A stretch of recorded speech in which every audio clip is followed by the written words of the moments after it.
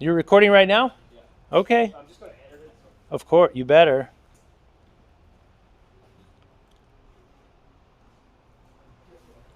Yeah, if there's anything in retrospect you don't want to use, No, no, no, no. I trust you. no, but it's just like, because I've got some juicy questions. I trust you. I said prefer not to answer it on camera. All right. All right. So, um, do you Yeah. want a brief history of your martial arts, like kind of Well, I experience started. in life? Yeah, I mean, I started like a lot of people when I was young. I kind of was just into it. Grew up with four boys, three brothers, and we would always sort of roughhouse. And then I don't know if it was before or after I saw my first Bruce Lee movie, but that helped. Mm-hmm. And I asked my parents for martial arts lessons. They gave me like a 1 week introductory course, and that was enough for like 10 years. I'm like, I know martial arts. Oh, really? Till about, no, not 10 years, 6 years? Yeah. Mm-hmm. Then about 12 or 13, like sixth, seventh grade, I was like, no, now I really want to do this. And so I was in a small town, and there were limited choices. And so it was like kind of a not really traditional, but Japanese and Korean karate, Japanese karate and Tang Sudo, which are really the same thing. Mm-hmm. And they would sort of go back and forth with their affiliation. I did that until college, so about 6 years. But, I was in American high school, you're playing sports. So I'd miss 3 months for water polo, I'd miss 3 months for swimming, but I would always go back to that. And then when I went to college, I got more serious because I was too small to play water polo. And so I was doing martial arts every day.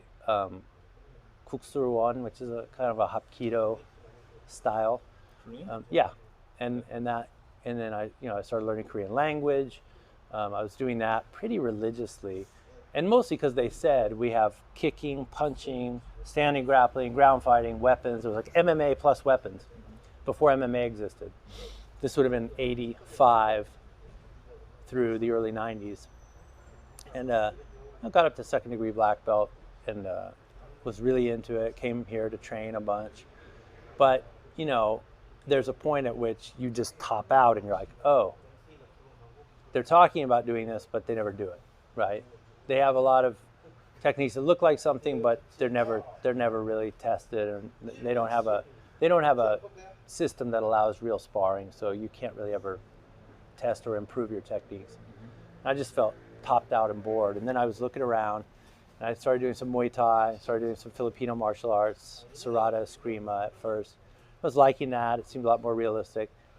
And then I was coming home from a year abroad at Yonsei in '89, and my buddy, who had moved back to Hawaii, was training with Helson. He showed me some stuff, and I was like, I'm hooked. I'm gonna do jiu-jitsu. It took a few years because I came back here to do a master's. The moment I finished my master's, I moved to LA, started training with Hickson, and then I was with Hickson for a year, blue belt there, and then moved to Boston for grad school and started training with Roberto Maya, and I got my purple through black belt there. Yeah, and had a Thai boxing fight, had an MMA fight, just for experience. Never wanted to be a fighter per se, but Right. yeah. Okay. Um, what is the history of Brazilian Jiu-Jitsu in Korea? Okay, so 1999, I was a brown belt. I was coming here for a year to do dissertation research. There was no jujitsu here, but as you know, it's addictive, and there was no way I wasn't going to do jujitsu. So I started a little club very selfishly to train people so they at least knew what I was doing so that we could practice together. I had no idea that it would last once I was gone. I stayed a year. I did that for a year. And when I left, I had three blue belts. One of them was a Vietnamese American exchange student, and so he went back to America and he didn't do anything. The other was one Korean guy and Steve, who and they kept it going. Steve was still training off and on at Yonsei. The Korean guy, eventually, he would rent space like from Suyong. He rented and stuff, and then eventually he opened his own school. And then I decided to move, and I would come here and do a seminar once or twice a year, keep them, they were under me for belts and everything. And then I decided to move back in like 2004. I moved back permanently, so it's been the last 16 years. And then I, stayed for a little while at my student school, but that didn't really work out. We didn't see eye to eye. And then we moved it to Yonsei, which is good because it's where it started anyway. And from Yonsei, other people had schools, like Suyong at that point had a school and stuff. And then eventually we got kicked out of Yonsei, which was a blessing in disguise because we opened the old Shinchon school and we asked Changguk to run it, and then it led to this school. So, you know, it's that, but that's how it all started in '99 as a club, right? Right, and it grew from there. Yep. Okay. Very, very big, very wide question, I suppose. Why is Jiu-Jitsu good? Well, let me break it down better. Why is Jiu-Jitsu good as a defensive or offensive system of self-defense? And then why is Jiu-Jitsu good personally for you? Okay. So the first one's easy. And I would have given you a similar answer, but not as good a couple years ago. I actually got this from Jocko. He made the really important point because people were asking him, like, why would a Navy SEAL do jiu-jitsu, and is it only, what about for civilians? And he was very clear. He's like, look, and he likes boxing and kickboxing, but he's like, if you just have one thing, his point was, if someone challenges you to a bar fight, walk away. If someone cuts you off in traffic, drive away. If someone calls you a name, walk away. You know, the only fight that isn't avoidable is, you know, even being mugged, like someone's like, give me your wallet. Give them your wallet and walk away. The only one that's not avoidable is when someone is restricting your movement, right? Like you cannot walk away to a woman or to a man. And then it is jiu-jitsu de facto. You know, you're already grappling. They're bear hugging you. They're grabbing your neck. They're grabbing your arm. They're restricting your freedom of movement. And so it has to be jiu-jitsu then. And even if you would say, well, you know, Krav Maga, and I would poke them in the eye and chop them in the throat. Well, what if it's just a drunk guy in a bar, and you're a young lady? You're the one going to jail, right? He was like, come on, let me buy you a drink. And, you know, chopped him in the throat and poked his right eye out. It's kind of like, okay, awesome. You defended yourself, and now you lost your house, and you're going to be in jail for 10 years. So jiu-jitsu, you can also choose the amount of damage you do or do not do. To be from full control with zero damage to killing someone if you wanted to, right? So I think that's what makes it ideal for self-defense. Because real self-defense is avoid shitty places, walk away from shitty people, and when you can't, it's already jiu-jitsu, you know? Okay, so on a personal level, why is jiu-jitsu fulfilling? Yeah, so it's changed over time. So as a white belt and a younger man, I was much more committed to its efficacy as a martial art. Like it works. It worked better than anything I'd ever tried, and that was enough for me. It was fun innately because it worked, right? And that's fine. And you know, Hickson said it, and Luis, who was like my main instructor, was a brown belt, now black belt, was brown belt at the time under Hickson. He said it too. He's like, yeah, white to blue belt is self-defense. And if you get a blue belt from Hickson Gracie, you know, it's like you can handle yourself. Maybe not against an Olympic wrestler or whatever, but like 99 and Olympic wrestlers aren't usually bugging people. They're too busy training for the Olympics, right? But he's like, against the knuckleheads who are likely to bother you, you can handle yourself. And he's like, after that, you're doing it because you love it, and you're doing to test jiu-jitsu against jiu-jitsu, right? All the stuff you're gonna learn at blue belt and purple belt, it's like, it's all cool, but you don't really need it to deal with a knucklehead in a fight who doesn't know any jiu-jitsu. And so, you know, the longer I do it, the more I just enjoy it as a kind of form of exercise, form of camaraderie, form of moving meditation. You know, it's a thing where, you know, meditation, I'm sitting here, and, you know, I've been meditating a lot, and the sort of wrong-headed notion of meditation is you're trying to clear your mind, and you're not. Thoughts are always arising, but you're trying to have awareness and not be carried along with those thoughts, right? And in jiu-jitsu, it's like, here I'm like, oh wait, I'm thinking about my wife. Oh wait, I'm thinking about my rent. Oh wait, I'm thinking about the assignment I had to do. And meditation's good, and you learn to deal with those things constructively. But in jiu-jitsu, you really can't do that. You don't have to try not to do that, because you'll get tapped every time. Like, you're on my back, and I'm like, man, I wonder what my wife, I wonder, do I have to pay that electric bill? Oh. Yeah. So it not forces you in a negative way, but forces you into a positive way. Like you don't even have to try to achieve that state of total focus and total concentration because it kind of narrows everything. That and so and then, and I don't mean fight or flight. That's a kind of negative narrowness. And I can't see. I can see everything when I'm doing jujitsu, even with my eyes closed. But I'm seeing everything, but I'm only seeing those things. I'm not seeing things that don't exist. My electrical bill, my thing I have to teach tomorrow at school. You know what I mean? Right. So I think jujitsu is really nice for that. A way to focus that type of Yeah. thought pattern. Yep. And I'll say this. Yep. I've gone through graduate school twice with jiu-jitsu. I've gotten tenure at Yonsei with jiu-jitsu. I've gotten married and raised a child with jiu-jitsu. And so there are times where it's like a wave, like, oh, I have to do less, man. My doctoral dissertation, that's like my main job right now. Right. And there are times like right now where it's like, oh man, I'm training every day. And then a little less, my daughter's got something, or my wife's got something, then a little more, then a little less. And I used to tell people, and I used to believe this, I'm like, oh man, you're busy, take care of that. Like, I'll see you in a week or a month. And now for me and for them, my sense is the busier you are, the more you should do jiu-jitsu. Okay, not the more often, but the more you need it. So, hey, you're busy, come in for an hour twice a week. Like, you think you don't have an hour twice a week, but believe me, you do. Right. You can't spend 3 hours a day, 6 days a week. That's being an athlete, not whatever your other job is.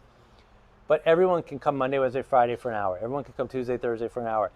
And, it's an investment. When you put money in the bank, you're not losing money, you're gaining money, and like, you're not losing time at jiu-jitsu. When I force myself to do that, I'm like, no, you're tricking yourself, you're panicking. Don't hang out all day and have a late lunch and bullshit and go to beers after jiu-jitsu. Get in there, train, go back to your desk and work. And every time I do that, it's like, okay, I lost 2 hours. So came here, trained an hour, came back. I lost 2 hours, but I gained 6 hours of productivity, Right. So I've like, they don't always believe me, but I tell them from personal experience, it's like, actually it's the opposite. The busier you are, the more you need to do a little bit of jiu-jitsu because of those meditative qualities and because it will wash away all that stress, give you focus, get some of the nervous energy so you can actually sit down and do what you need to do, Right. Yeah, well said. Yeah. I like that. I have too many questions. No, we'll do it all in Unedited or do it in 2 parts or something. Maybe. I can change geese and you can pretend you did it. What's the biggest problem with jiu-jitsu Okay, today? so I'll give you an objective problem and a subjective problem. Okay. Objective problem, I think, is quality control. I mean, and I don't know if this is worldwide. I'm only speaking for Korea. It's probably worldwide, though. Anytime something's popular, you're going to get people who have less training, less quality. It's like, man, you get to something like CrossFit, which can be really good. Yoga, I'm doing yoga Monday, Wednesday, Friday mornings and loving it. But there are plenty of people who go to a weekend seminar and hang out at a sign. They get a 6-week yoga credential and hang out a sign. And jiu-jitsu is no different. I mean, luckily it's not weekend or 6 weeks, but there are plenty of people like, oh, jiu-jitsu is like the hot martial art. At least in Korea, it's probably worldwide. But, oh, jiu-jitsu is the thing. I never even cared about it, but I'm going to just run off and do a seminar with this guy and offer him some money and get a blue belt and then, start a thing with no real instruction. And, that's a huge problem. I think I didn't start teaching jiu-jitsu on my own until I was a brown belt in Korea, and I wouldn't have ever thought of teaching jiu-jitsu except I was isolated here and there was no one else, So that, I trained for a long time, got my brown belt, and reluctantly started teaching, not even opening a school, right? And it wasn't until I was a black belt that I felt like I could open a school, and there's hundreds of blue belts just opening their schools. It's ridiculous. Right. I think that's objectively a problem. Okay. Subjectively, the overly narrow focus on tournament jiu-jitsu. I fought tournaments, gi, no gi, MMA. I see value for the people who want to fight, but there's been an inversion. Before it was like, we do jiu-jitsu and we test our jiu-jitsu in a gi tournament. We do jiu-jitsu, which is a martial art. We test our jiu-jitsu in a no-gi tournament. We do jiu-jitsu as a martial art. We test our jiu-jitsu in MMA or Vale Tudo back in the day. And now it's like day one, it's like, okay, here's the rules. Here's what you can't do to the feet. Here's what you can't do to the neck. Here's what you can't do here. And so you're going backwards. You are shrinking jiu-jitsu to an arbitrary rule set rather than taking jiu-jitsu that's huge and applying a small version of it to that rule set. Yeah. And that's subjective for me because some people are like, well, that's like saying, you know, pro football shouldn't have helmets because back in the day they didn't wear helmets, and you know, whatever. You know, they could say that. Yeah.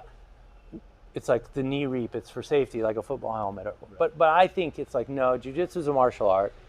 What you choose to do with that martial art, I only like the health and self-defense. I only like gi tournaments. I only like no gi tournaments. That's a personal choice. Mm-hmm. But I think, you know, a lot of schools capitalize on jiu-jitsu's reputation as a martial art. Mm-hmm. Started with like Hickson and Hoyce and pushed through, you know, it's still going with like Damian Maya and guys like that. And it's like, wow, jiu-jitsu. And they get people in the door for that. And day one, they're trying to show them Barambolos and train them for IBJJF tournaments and stuff. And it's like a bait and switch. No one came for that. And so it's like, no, teach the martial art of jiu-jitsu and then have a comp team if you want it. And have people volunteer like, yeah, man, I want to learn that. I want to learn how to score 2 points. I want to learn how to read the time and get advantages and all that. Mm-hmm. But if you start your jiu-jitsu, it's small and ugly, and I think it's very unhealthy. Okay. I agree. Yeah. Will jiu-jitsu ever be more popular than taekwondo in Korea?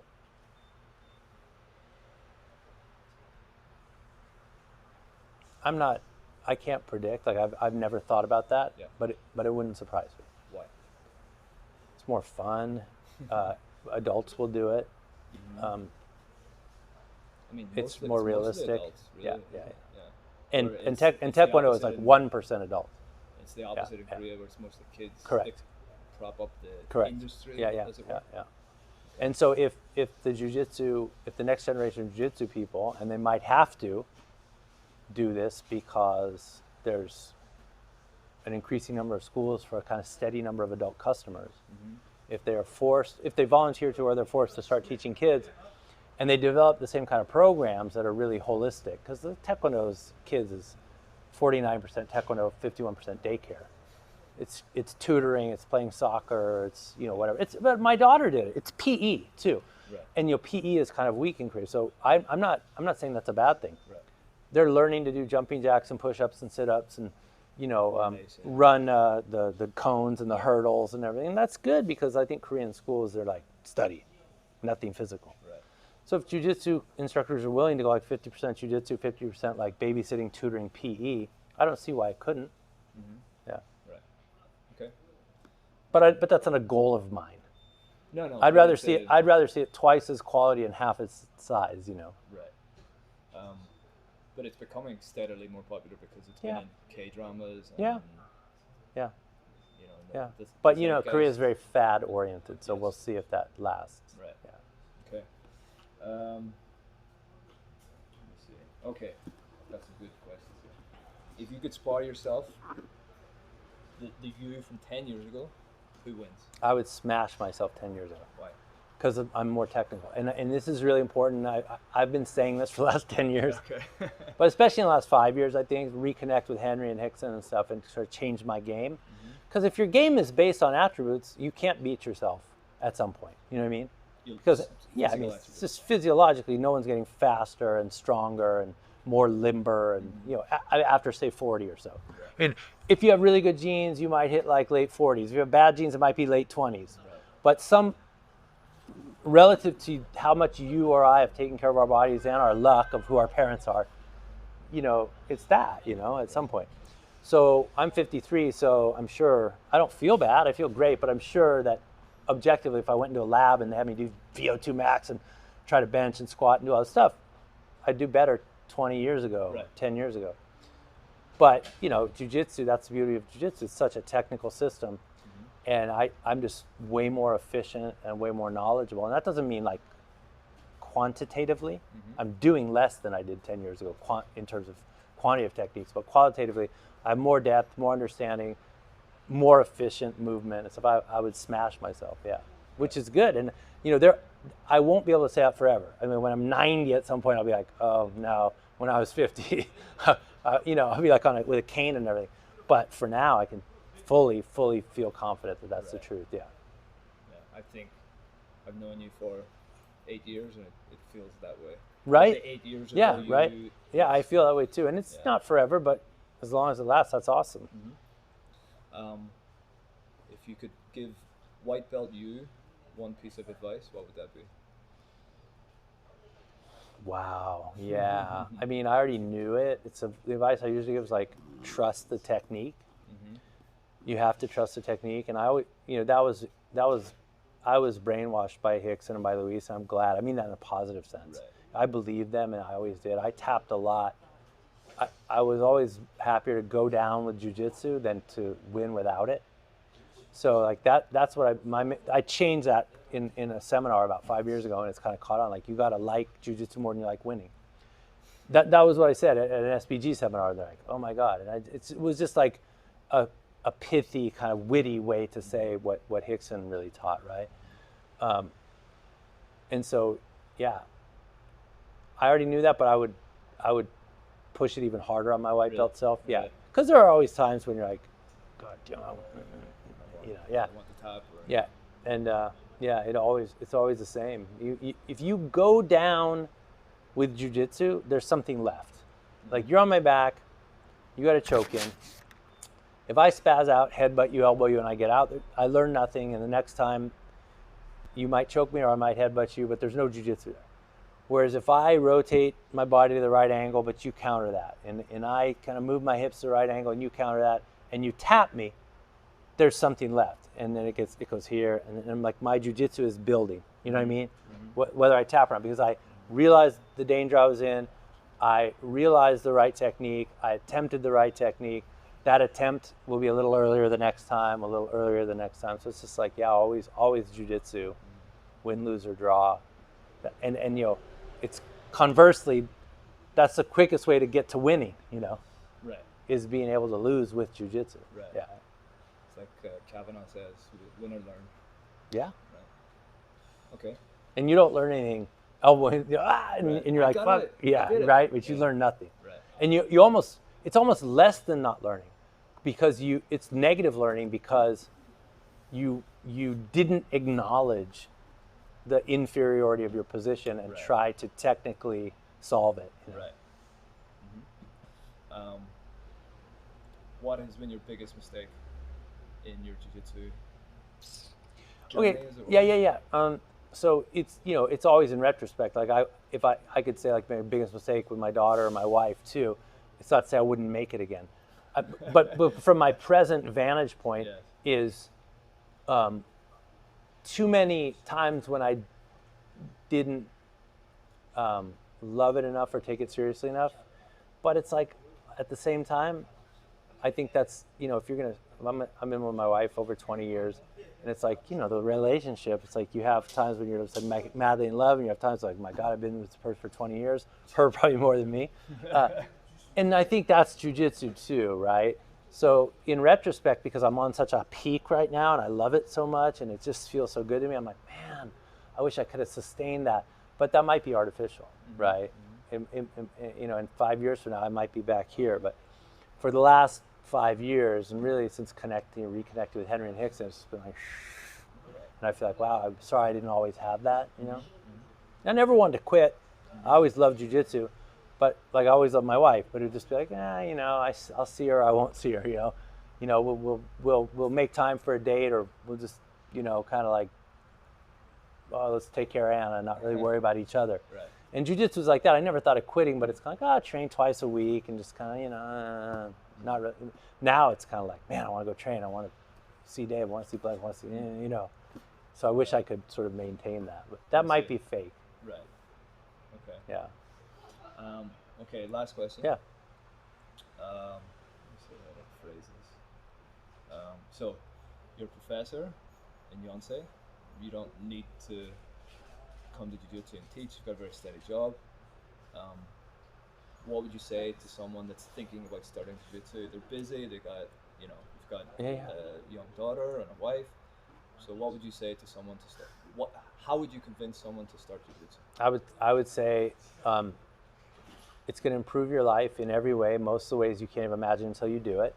It's like me trying to describe to you what a really good steak tastes like. You're like, you know what I mean? Yeah. Like, you've never had a steak.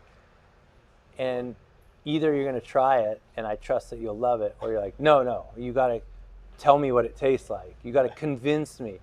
So, like, I think SBG is good. They're just, it depends. 30 days, risk-free, quit at any time. Because they know you're oh my God, where have you been all my life? Jiu-jitsu, right? Yeah. So I think lowering the bar as much as possible. Not be like, okay, you have to commit to a year and give me $1,000 and da, da, da, da. They're like, I don't even know this difference between this and Kung Fu. And yeah, right. But just be like, have a really low bar, really friendly, and be like, look, if you don't like this, and I'm sure you will, if you don't like this, like, there's no risk. It's only positive. Mm-hmm. Like, this is either going to do what it's done for millions of people and make your life 100 times better, or you're going to be like, I don't get it. I'm going to leave. No financial risk, no shame. I'm sorry to hear that, but da-da-da. Because as a coach, if someone says, man, jiu-jitsu is not for me, they still would say, like, man, I just didn't like jiu-jitsu, but man, that Dave Doherty was cool. He was like a good coach and a good human being, and it's a clean school, and man, you should go check it out. Like, it wasn't my thing. I think that's the best approach. Right. Yeah, I mean, what was the question? So, what would you say to someone that's never done jiu-jitsu, knows nothing about jiu-jitsu? I would say, why should they start? Yeah, why should they start? I would say mental health, physical health, mm-hmm. camaraderie. Yeah. The pillars of health are social as well as physical. Right. So, like, physically, you're going to improve your health, mm-hmm. and there will be a positive feedback loop where you're going to want to sleep more because you get up dragging ass. You're going to want to drink less because you get up dragging ass. You're going to eat better because, like, you need fuel. You can't be living on Twinkies. But that's the physical side, which will take care of itself. There's a mental side, though. I mean, the other part is like camaraderie. You're gonna be with a bunch of like-minded individuals on a team, and like really hang out with people who are also interested in improving their lives and improving your life. And then where those two things meet, so you have purely physical, like you're getting in better shape, sleeping more, drinking more water, eating better, having really good emotional connection to other human beings, which is important. And then I think those two actually meet with the fact that you're learning a real martial art. So it's like, hey, physically, I can take care of myself. Mentally, that makes me comfortable. Right. I'm in a bar, I don't need to prove myself. I'm in a bar to have a beer. I'm not in a bar like, who's this guy? Why is he looking at me? And stuff. Because it's like, man, I already did that for 2 hours with a guy who's tougher than you, Right. So I think it really all meets up really well that way, Great. Yeah. All right. And we can do this anytime, because if you have more questions, I can blab about this. I've got a lot. Yeah. A lot more. Let's eat lunch and we'll do it next week. Every Friday, like any Friday, you just remind me and we'll just sit down. We'll sit down any Friday and just. Excellent, John. That was perfect. Thank you. Cool.